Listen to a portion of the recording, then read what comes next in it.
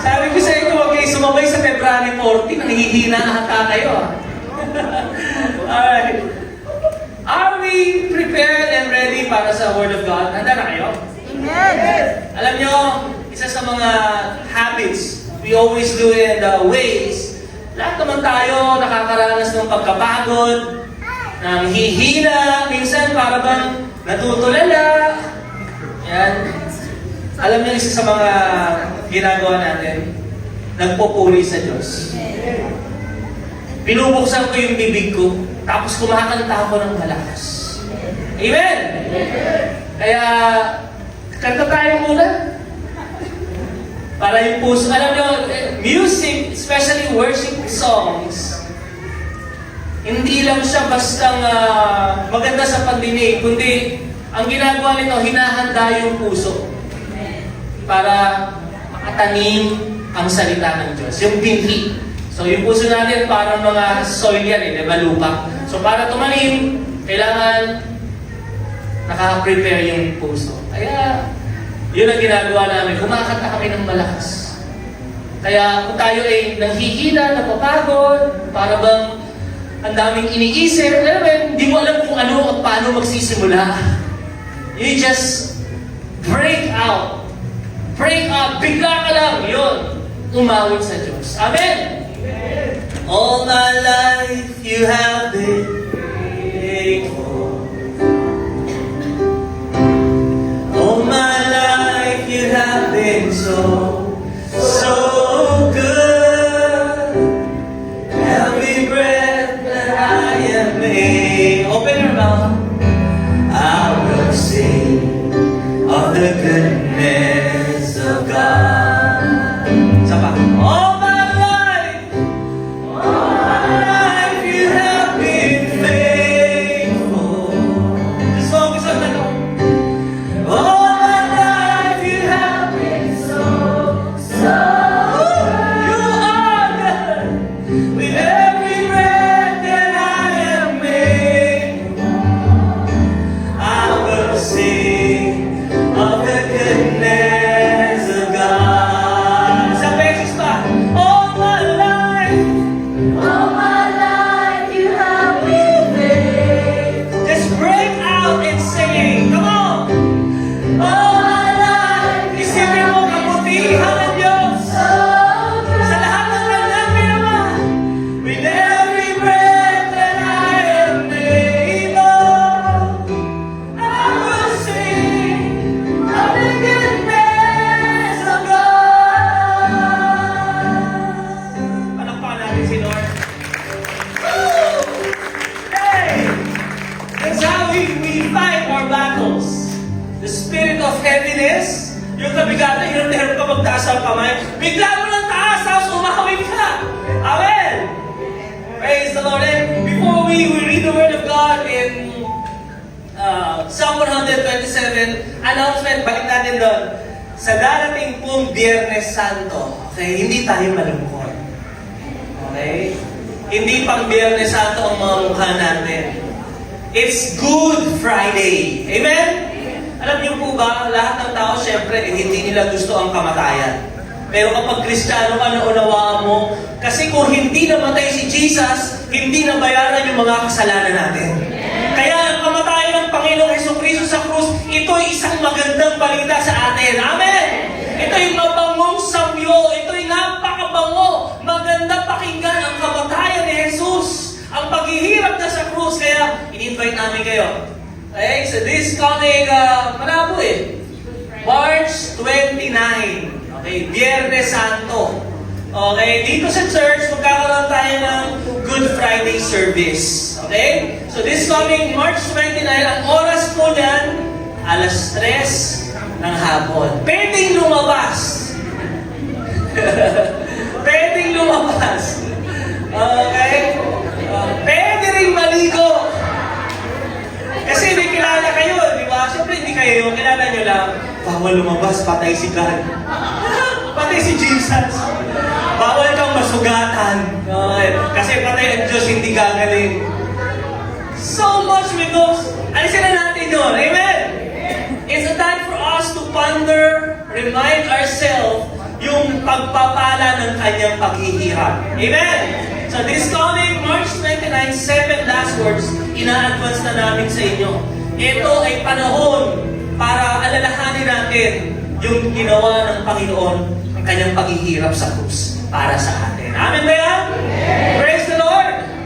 This coming March 29. And then, Friday on 3 to 5. Okay? And then pagdating po ng Sunday is a wonderful celebration, festive, masayang-masaya. Bakit? We celebrate the risen Savior. Amen! Buhay ang Diyos natin. And even to this very moment. So, ito yung schedule natin for March. Okay? So, we have our Holy Week special and then we'll have our recent Sunday. So, hinanda na namin mga puso natin for the Word of God. Open our mouth and let us read together.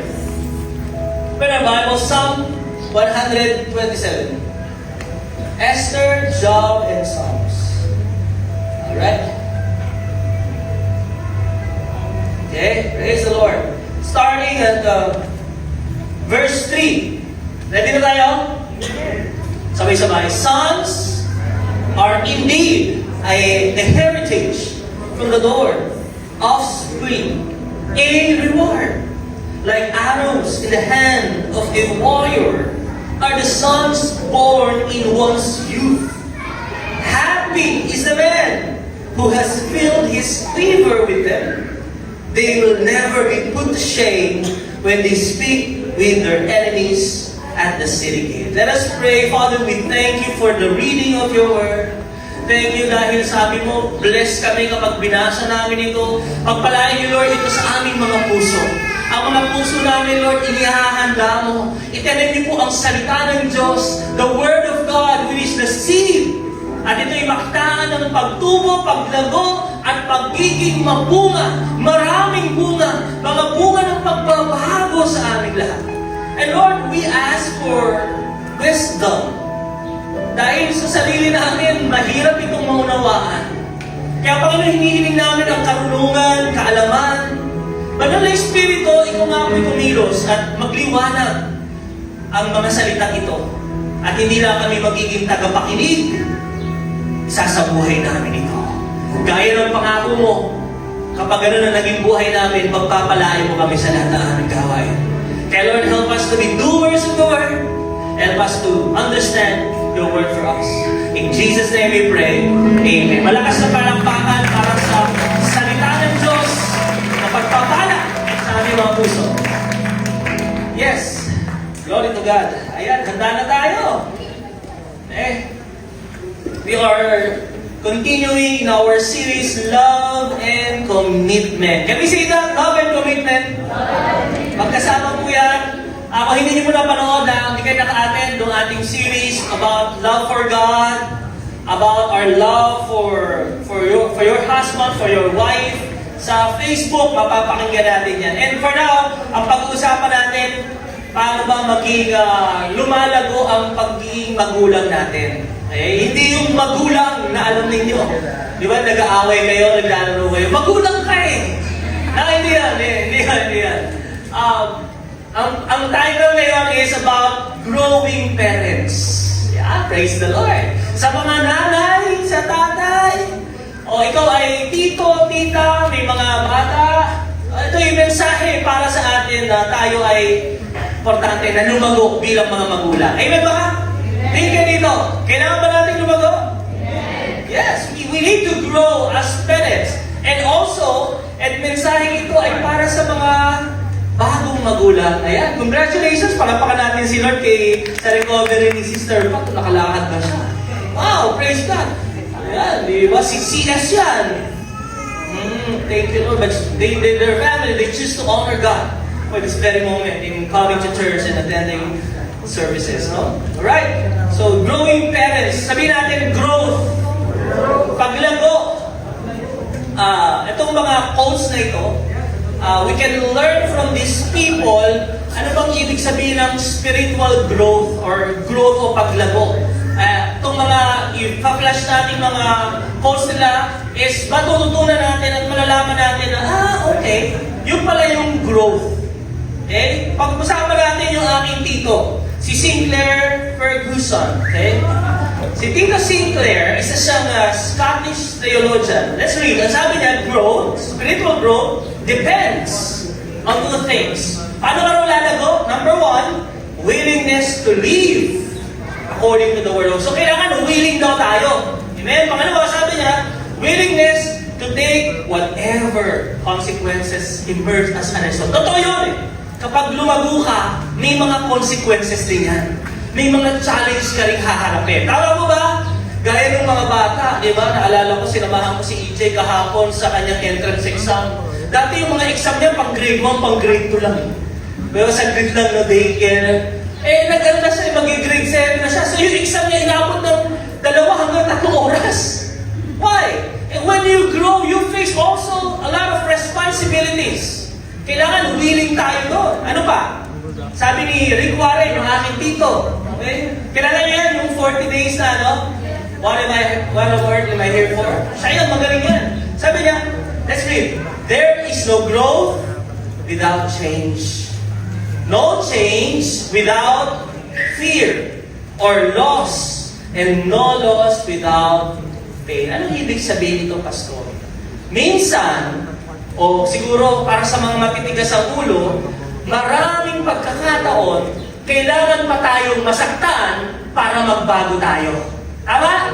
Are you getting this? At dahil nagbago ka, magdidesisyon ka ngayon na ayoko nung maulit yung sakit na yon, lalago na ako. Amen? Di ba? Yung nagkasakit, sige, tigas ang ulo eh. Na hospital, sabi ng doktor, ganito na. Those pain leads us to change. And change leads us to growth.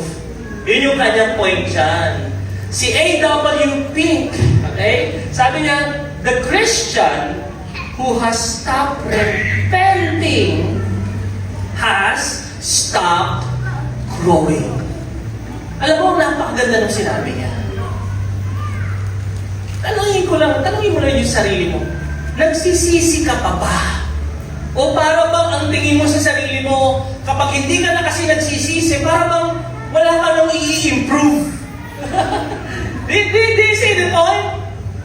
Meron ka pa bang paghingi ng tawad? Gaya kanina, alam mo, no? Diba, forgiveness, yung pag-awit natin. Meron ka pa bang paghingi ng tawad sa Diyos? O para bang ang tingin mo sa sarili mo, perfect ka na masyado? Na hindi ka na humihingi ng tawad. You know bakit hindi humihingi ng tawad? It's the reason we see ourselves righteous, wala nang problema. Or pangalawa, yung pride, hindi mo talaga makikita yung problema mo. Kaya, parang tingin mo, ayos na akong ganito, hindi na ako kailangan pang paguhin. But you know the truth? We're not perfect yet. Tama po ba? Hindi pa tayo dumarating sa perfection. Amen? Yung isip natin, madumi pa. Yung Espiritu Santo sa atin, perfect yun. Yung ating spirit. Yung soul. Ang ibig sabihin ng soul, ito yung mind, will, and emotion. Yung mind mo, madumi ba minsan? O, pagsisihan mo yun. Yung will, yung kagustuhan mo. Minsan, yung gusto nito, hindi natin susunod, sarili lang. Tama ba? Pagsisihan mo yun. Emotion. Yung emotion natin, talagang nililid tayo in making decision na mali naman pala. So, if we see ourselves, pag nakikita mo yung sarili mo na marami pa akong babaguhin, alam mo, sasabihin mo, Lord, patawarin mo ako sa mga pagkukulang mo. Amen? So kaya alam nyo, ang isang tao na lalago, listen, is yung tao na laging humihingi ng tawad, na nakikita yung kanyang pagkukulang sa Diyos. And through repentance must lead to a change of heart and mind. We will see change in action. Ayan. Kaya alam mo, gaganda ng mga quotes yan. So, meron ako nilagay dyan. Paano ba nangyayari ito? Next po kapatid, how can we grow? Ayan. Kailangan, dun sa mga quotes na yun, makikita natin that there must be genuine humility. Kailangan, Lord, sa mga babasahin ko, sa mga maiintindihan ko ngayon bilang magulang, bilang isang Kristiyano, kailangan merong pagpapakumbaba. Na, Lord, kailangan ko to. Amen ba? Alam niyo, yung point na pumupunta tayo sa church, I pray na yung heart natin na, Lord, kailangan kita. Kailangan kong makarinig sila. And that's genuine humility. Pangalawa, letter R, yung repentance. So kapag tayo na-check, ako yan, pastor, huwag ka lang bastang mag-amen. Dapat magsisi tayo. Amen ba? Sabi mo lang sa katabi mo, magsisi na tayo. Hindi mo sinabi. Sige, tingnan mo sa kanya, tapigin mo lang. Oo, mga verse, Lord. And syempre, para ka lumago, kung nagsisi ka, ano susunod? Susunod ka. Amen? Obedience. Magpapakumbaba, aaminin niya mali siya, may pagkukulang siya, nalaman niya yung pagkukulang niya, magsisisi na siya, hihingi ng tawad sa Diyos. At paghingi ng tawad, dapat susunod. At panghuli, W, merong willingness na lumago. Lord, papaguhin ko na. Amen ba? So, ito yung talaga, yung paglago natin bilang mga parents. Pinag-uusapan natin, growing parents. So, I'll give you 4 points. Una, ito yung pinaka-role natin as parents. Okay, number 1 is guarding and protecting. Sabihin natin, guarding and protecting. Tayo po, mga magulang, ibinigay sa atin ang responsibility, mga bata pa yan, mga baby pa yan, para ingatan sila at sila ay ating babantayan. Alam niyo kung bakit? Basahin natin yung mga bata. Ephesians chapter 4, verse 14. Ang sabi ng Bible, we are no longer children. Ano ba yung children? Spiritually immature. Ang mga bata, immature yan. Kaya huwag kayong magugulat. Bakit yung anak ko parang ayaw magseryoso sa buhay? Hello, 5 years old pa lang yan.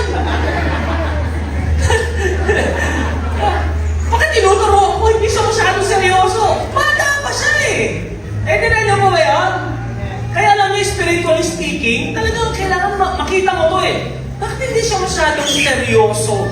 Pumupunta sa church, umaattend, pero andyan lang parang naglalaro, hindi naman nakikinig. Kasi baka nandun pa siya sa stage na baby pa yung kanyang spiritual life. Babes in Christ. Huwag mo pipilitin agad. Enjoy nyo yung season na yung bilang bata. Ano ba? Dahil immature sila, madali silang maniwala. Tama ba mga bata? Nauuto nyo pa ba mga anak nyo? Di ba?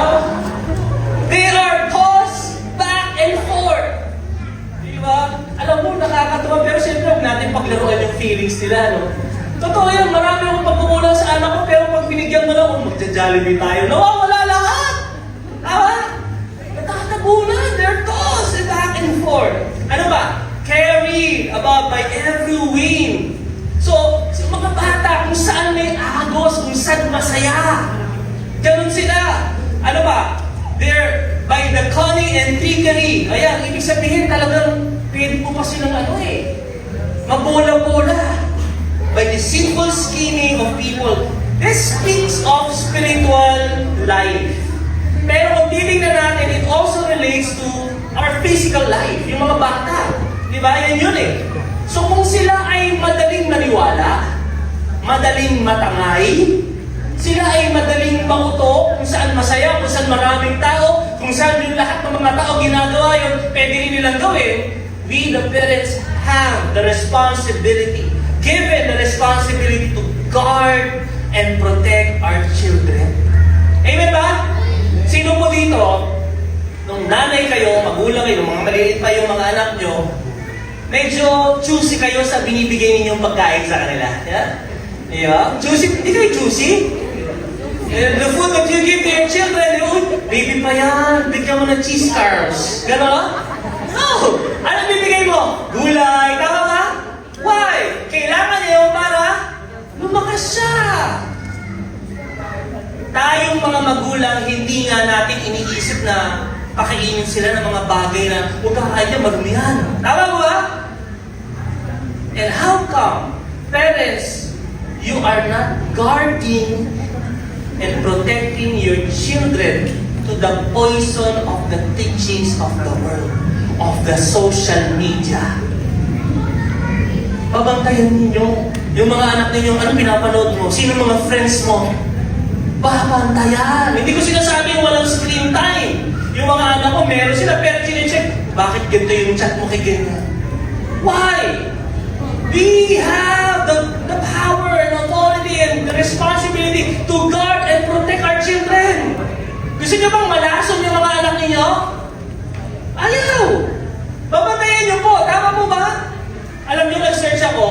sabi nung sa statista, ang mga tao ito yung top na mga vini-visit na website. Alam niyo kung ano? Number 1, YouTube. YouTube. Ay, nasa taas. 93 to 95. Pangalawa, TikTok. Ay, alam niyo naman sa TikTok, lahat ba na sa TikTok, mga Bible lang nilalabas doon? Gugulat kami, tung-tung-tung, mga gano'n, sumasayaw. Maging maingat tayo, babantayan natin. Bakit ka nanonood dyan? Snapchat, Instagram. Imagine that, na-expose yung mga bata sa maaga, sa ganitong environment, sa ganitong pamumuhay. What will happen to them if we don't guard and protect them? Hinayaan lang natin sila. Sabi ng Proverbs 4, be careful how you think. Your life is shaped by your thoughts. Alam niyo po ba na yung mata, tenga, yan yung gateway sa ating soul. Kung ano pinapanood mo lagi, kung ano yung nakikita mo, kung ano yung napapakinggan mo, yan ang nagsishape ng magiging buhay mo. Eh paano pag ang pinapanood lagi malalaswa? Paano ang pag pinapanood mga sexy? Yun ang magsishape sa kanila. Babantayan natin! Amen! Huwag mong sabihin mo, mga bata, sabihin, hindi mo na ako binibigyan ng freedom. Anong freedom pinagsasabi mo dyan? You guard and protect them. Alam niyo po ba yung makakasama at makakabuti sa mga anak ninyo? Alam natin. So we need to guard and protect them. Alam niyo sabi dito, Matthew 6:22, the eye is the lamp of the body. If your eye is healthy, your whole body will be full of light. But if your eye is bad, your whole body will be full of darkness. Lalo na ngayon, ang daming mga lumalabas sa Facebook feed, sa Reels. Baka makapanood kayo nun, yung mga universalist. Alam niyo yung mga universalist? Na lahat pwede sa kanila. Parang Christian, pero may mga pwede din. Pero hindi sila naniniwala sa hell. Naniniwala sila lahat ng tao pupunta sa langit. So ibig sabihin, yung mga pumapatay ng rape, pupunta sa langit yun. Yung mga kurap pupunta sa langit. Pero may purgatorio, lilinisin daw bago pupunta sa langit. Pero nakapampare. Imagine that, if you're not guarding and protecting them from wrong doctrines, kung ano-ano na yung paniniwala na matatanggap nila. Tayo mga magulang, ano sabi ni Jesus? Matthew 7, you know how to give good and advantageous gifts to your children. Alam natin yung mabuti at masama Huwag ninyong pabayaan, bantayan ang mga anak ninyo. Amen ba?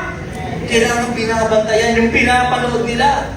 What does it mean when we say we guard and protect? Alam niyo, pakinggan niyo ito we also protect their heart. Yung puso ng mga bata, paano natin po-protectionan yung puso ng mga bata patungkol sa ating mga magulang? Pakinggan niyo ito. Keep your promises. Kapag nangako ka, tutuparin mo. Alam niyo mga bata, pag mga magulang nila nangangako, naniniwala sila na gagawin natin yun. Amen? You know what happens when we break our promises? It breaks their heart and it breaks their trust to you. Nawawalan sila ng pagtitiwala sa magulang. Ito pa, pangalawa. Alam niyo ba ang naiisip ng mga bata kapag yung sinabi mo, hindi mo ginawa? Sabi mo, makikipaglaro ka, pagkatapos, biglang nagkaroon ng meeting. Sabi mo, mag-join ka, manonood ka, kasama nila. Yan, mga magulang, may mga pinapangako. You know, when we break our promises, alam niyo, totoong nararamdaman ng mga bata, that they are not that important to their parents. Na hindi sila masyadong mahalaga. Why? Kasi basta mo lang ako pinitayuan ng pangako, hindi mo naman tinutupad. Kaya alam niyo, you want to build trust? Gusto mo dumarating ang panahon na mag-open up, magtiwala sa iyong mga anak ninyo? Keep your promises. Huwag nating basagin ang kanilang mga puso. Kung anong pinangako natin, gawin natin. Anong sabi ng Matthew chapter 5? Say just a simple, yes, I will, or no, I won't. Kapag sinabi mo pupunta ka, puntahan mo. Amen. Pag sinabi mo sasamahan mo siya, sasamahan mo siya. Kapag sinabi mo bibilan mo siya, bilhan mo. Kaya alam mo, kailangan maging maingat tayo eh. That is growing. That's a growing parents. Ang sabi ni Joseph Witten, sabi niya, children's heart are God's most precious creation. Don't break it whatever the price. Don't break it. Sino rito nung bata ka, may mga pinangako sa'yo na hindi natupad, na pinako na? Di ba? Naaalala mo hanggang ngayon. Taas kamay. You see? Bata ka pa. Ilang taon na yun? 50 years na. 30, 40 years na. Tanda ko na pala. Pero listen to this. Pero natatandaan nyo pa? Naaalala nyo ba? Yes or no? You know why? Ganun yung connection. Ganun yung power ng word ng mga magulang natin. Kaya ang goal natin, we want to grow, we need to grow in guarding and protecting our children. Amen? Pangalawa, anong role natin as parents na kailangan nating lumago? We grow in directing and teaching. So ngayon, pinantayan mo na sila, ida-direct mo ngayon sila sa tama.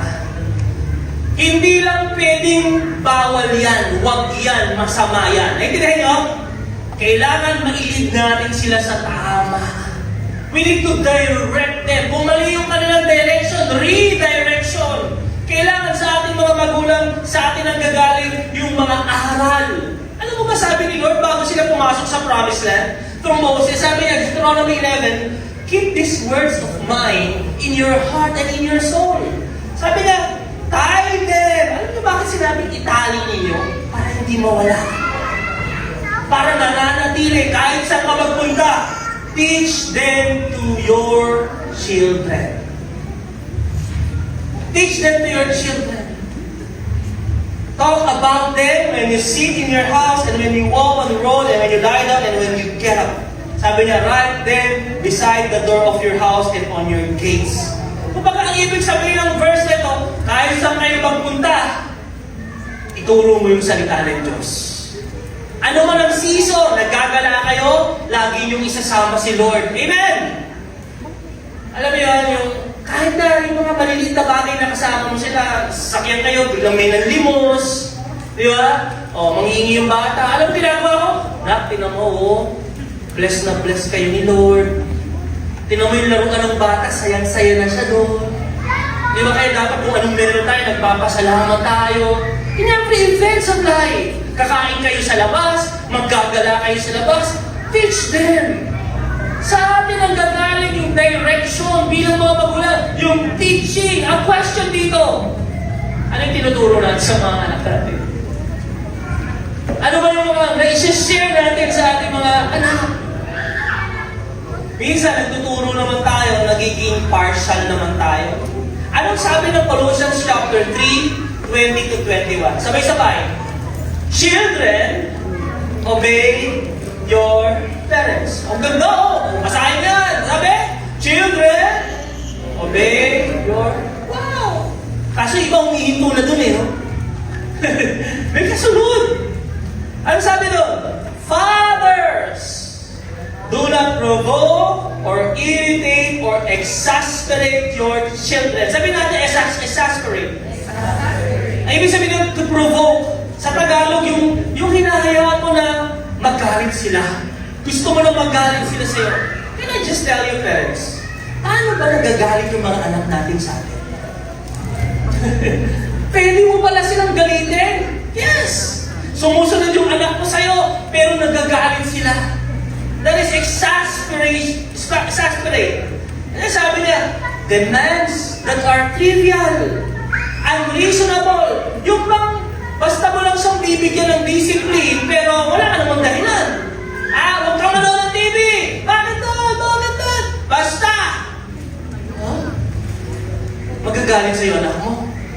Walang dahilan eh. Tama mo ba? Bakit mo pinalo? May dahilan. Alamin mo muna. Huwag tayong unreasonable. Ano ba? Humiliating. Huwag nating pagsasabihan, paggagalitan sa harap ng mga kaibigan nila.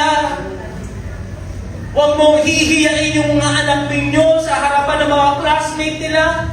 Magagalit yan talaga sa inyo. Or abusive. Abuso na doon sa authority. Ako nanay, ako masusunod, ako tatay. Basta sinabi ko mali, huwag niyong gawin. Pag sinabi ko stop, stop. Walang tanong-tanong. Abusado. We understand that these children are reward from the Lord. Amen ba? They're a gift from God. We will be accountable on how we direct and teach them. Sabi niya dito, with favoritism. Pag marami kang anak, talagang sa grasa ng Diyos, wala akong favorite sa kanila. Ang favorite ko, number 1, si EJ. Ang favorite ko, number 2, si JD. Favorite ko, number 3, JJ. Favorite ko, number 4, si Josiah. Alam mo yun, lahat pantay-pantay. And glory to God, dahil wala pa ako naririnig. Lagi mo na lang yan, favorite mo yan eh. Huwag mong hahayaan na manotice nila na nagkakaroon ka ng partiality. Alam mo kasi kapag may favorite, ang ginagawa nila, pagtutulungan nila yung may favorite, tama ba? Nangyari kay Joseph yan. Yes, ano? Favorite ka ni tatay, binigyan ka pa ng damit, ang dami kulay, pupugin natin yan. Mga magulang. Or indifference. Alam nyo, bakit sila nagagalit sa akin? Kasi wala tayong pakialam sa kanila. Nararamdaman natin na parang hindi tayo nag-care sa kanila. Bakit? Hindi natin binibigyan ng panahon. Alam nyo, kailangan bilang mga magulang, we need to simplify our schedule. Listen to this. And make sacrifices. Busy kayo eh. Dami yung trabaho, may side income, may left income, may right income. Ang dami eh. Tapos pagdating sa bahay, pagod na, good night. Wala nang time na mag-direct. Wala nang time magtanong, magturo. Can I tell you again, simplify your schedule. Simplify. Gawin mo na simple schedule. Mas simple, mas madaling i-manage. Amen ba? Bilang mo lang, you set your priorities. Anong kailangan after church? Hindi na kailangan ng mas marami. Pero punta tayo sa ganito. Pag uwi sa bahay, pagod na, hindi mo na nakausap. Kamusta na sila? Anong pinag-uusapan sa church? Alam mo, anong natutunan nila sa kids' church? O may memory verse ka ba? Something to share. Simplify lang natin ang schedule natin. Importante ba mga anak niyo? Importante ba trabaho? Importante ba na kayo ay nagne-negosyo? Yes o no? Importante ba kumita ng pera? Dahil importante siya, binibigyan natin siya ng oras. Yes or no?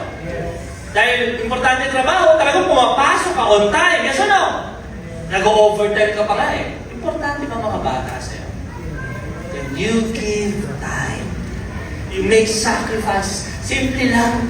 Gawin mo lang simple. And sabi ko nga, may sacrifice yun. May mga bagay na aalisin ka para makapag-spend ka ng time na magturo sa kanila. Amen?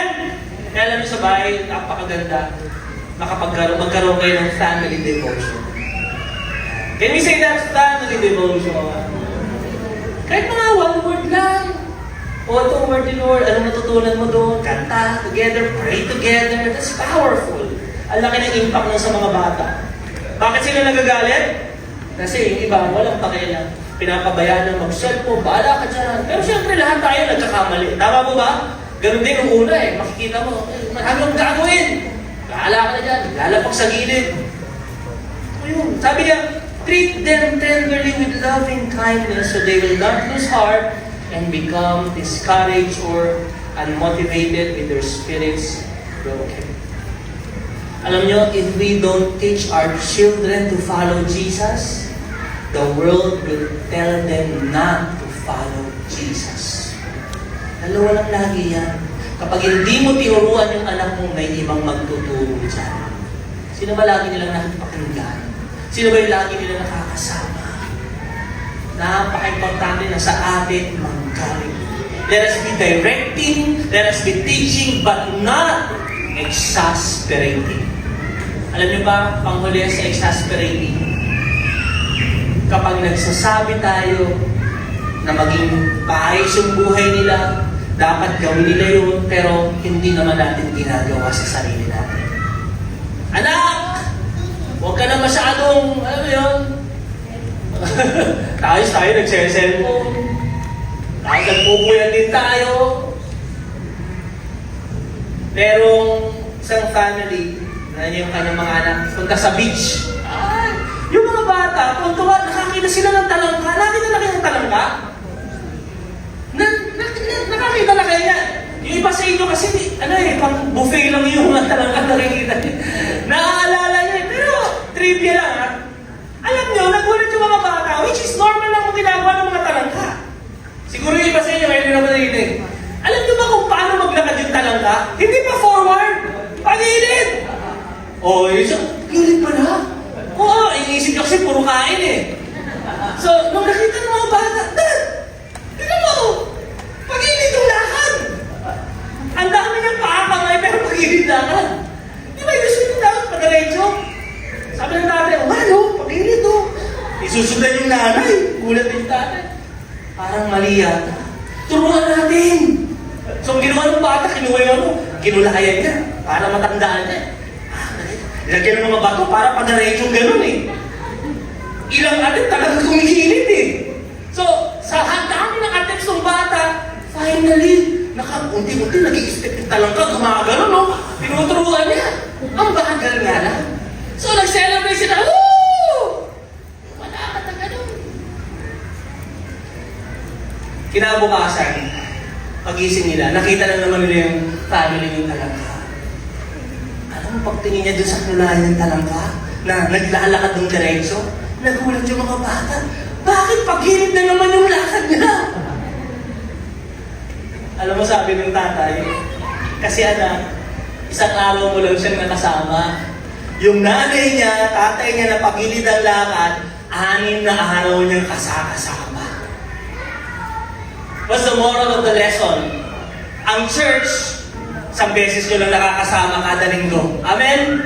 Yung mga anak nyo sa Kids Church, isang beses lang nakakasama. Ilang oras lang yan natuturuan. Amen? Sino ang mas laging kasama ng mga anak ninyo? Kayo. Praise the Lord. Masyado na ba tayo naging baby sa ating pananampalatayang leadership and authority na inasa na natin sa church? No, kumatid naman ng church. Bakit yung anak ko hindi nagbabago? Hello! Isang beses lang yan sa isang linggo! Ang laging kasama yan, ikaw! Nasa iyo yung power to direct and teach them. Amen? Nasa atin. Alam mo yun, bakit ganun? Pag Sunday, yung anak ko tumitino. Pag uwi ng bahay, Monday. Tanungin mo yung sarili mo. Pero ba ano yung tinuturo mo dun sa anak mo? 6 na araw kayo magkasama. Kaya alam mo, bilang mga magulang, we have the authority, responsibility to direct and teach our children. At kayo, pangatlo, you protect, you teach. Siyempre, magkakamali sila. Amen? Makakalimot at makakalimot sila. So, anong role natin? We need to grow on this. And I need to grow on this also. Correcting and disciplining. Pag mali na at hindi na ginagawa yung katotohanan, sino ang sasaway? Tayong mga magulang ang sasaway.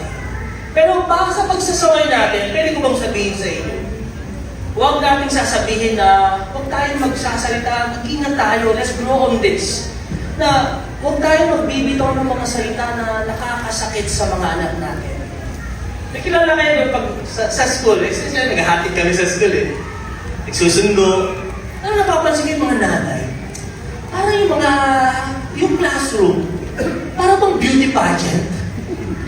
Parang araw-araw beauty pageant. Uy, ang gwapo talaga ng anak nito.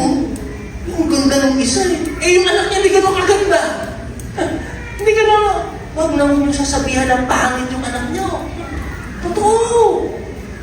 Huwag niyo sila ikukumpara.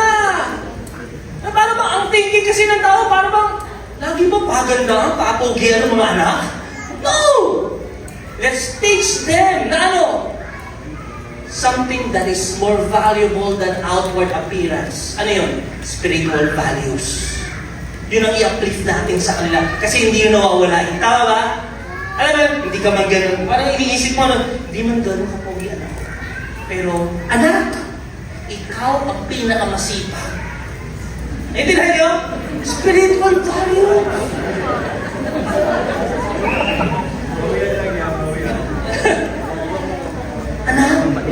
Nagtatanong siya. Nalalaman ng bata. Pag sinabi mo, ikaw ang pinaka-pogi, tapos narinig niya, niloloko mo. Tama ba? Masipag ka. I-point out mo yung maganda dun sa anak mo. Amen? Ikaw ang pinakasingit ang mata dun. Praise the Lord.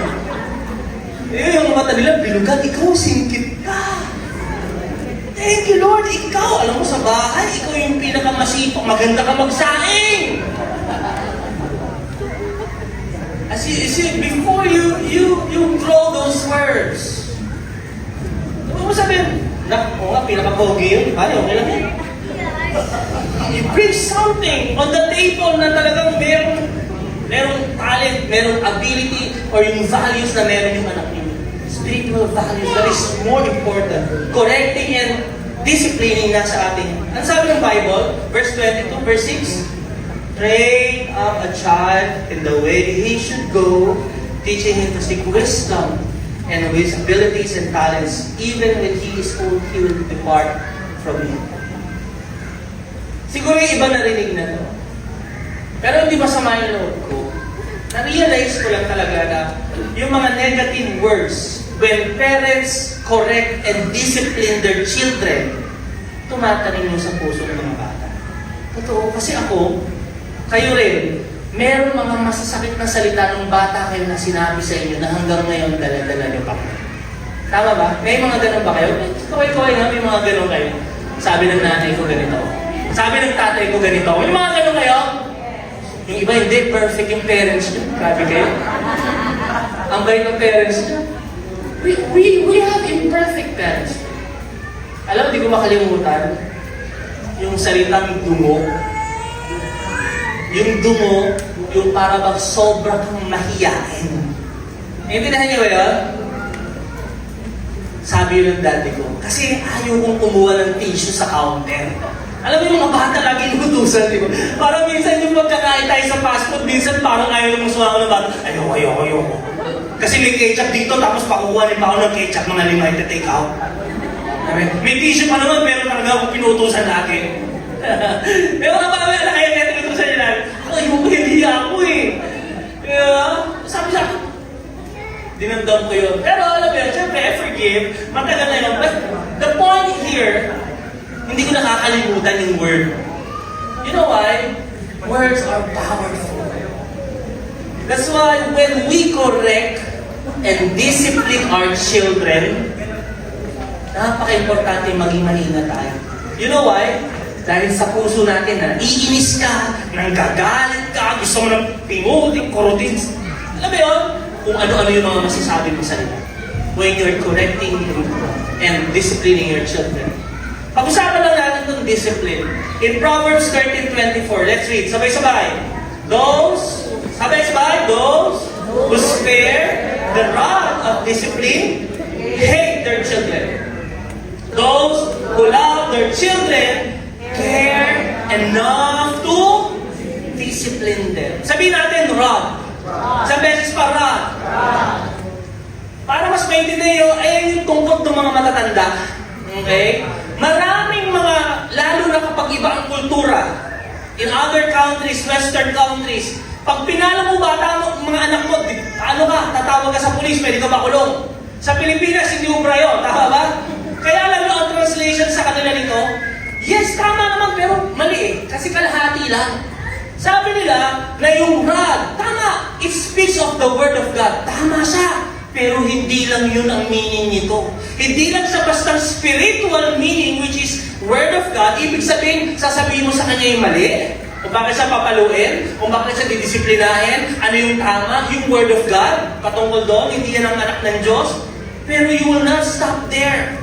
It also speaks physically disciplining our children. Hindi lang bastang salita. Kasi sila, takot sila. Alam niyo ba sa Amerika, hindi mo na pwedeng basta-basta mag-pray doon. Tinanggal na nila yung 10 Commandments eh. Bible, wala na. Because of their choosing liberty or freedom. Inalis nila yung law. Kaya pag na-translate nila yung Bible, para bang, kaya maingat kayo sa mga Americanong preacher. Baka kasi yung pinipreach nila regarding dun sa kultura nila. Hindi mo pwede saktan ng mga bata doon. Why? Pag pinanong mo, tumawag sa pulisya, kulong ka. But you know, the Bible supersedes. Can we say that? Supersedes. Ibig sabihin, mas mataas, lalampasan niya ang mga kultura. Amen? Mas mataas pa ba ang salita ng Diyos sa kultura natin? Sa tradisyon natin? Sa mga prinsipyo mo, mas mataas pa ba ang Word of God? It is the final authority. It speaks of spiritual discipline and also physical discipline. That's the rod. Pamalo talaga yan. Anong ginagawa ng mga pastol sa mga tupang pasaway? Pasaway ka, spiritual. Lord, in Jesus' name, ano mo tupa na to, bumalik siya. Alam mo yung mga tupang matitigas ulo niya. Sila yung pinaka hindi matalino sa buong animal kingdom. Hindi sila binigyan ng ganun. So pag kinausap mo lang, wala, susuway pa din yan. Alam ginagawa ng pastor, kaya sila meron tungkod, rod. Discipline. Balik. Babalik mo. Babalik. Alam mo, pagbalik, yung